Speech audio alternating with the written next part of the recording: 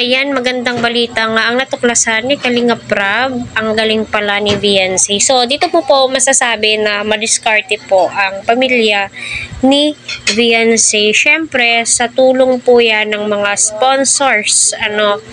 Dahil nagkaroon po sila niyan, ay pwede na po silang. Ayan, so yan po yung topic po natin for tonight's video. Hello po mga katimedsi. So, super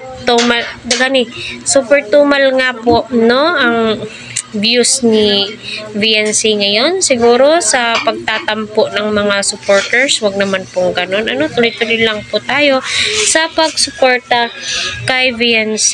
Naway patuloy po natin suportahan si Kalinga Prab, Kuya Val at ang buong team. Wag po natin skip ang kanilang ads para sa ganun ay marami po pong kababayan po natin ang kanilang matulungan.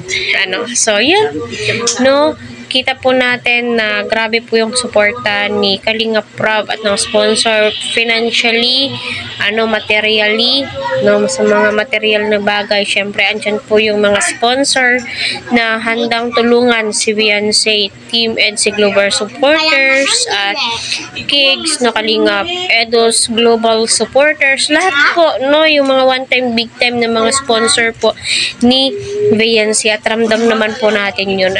So, pwede lang nga daw pong mag-open itong sila VNC ng business. Ayon nga po kay Kalinga Prab dahil nga po masarap po silang magluto ng ulam. So, abang-abang po tayo kasi nga po as of now ay hindi pa po pwede kasi kakapanganak pa lamang po ng nanay ni VNC.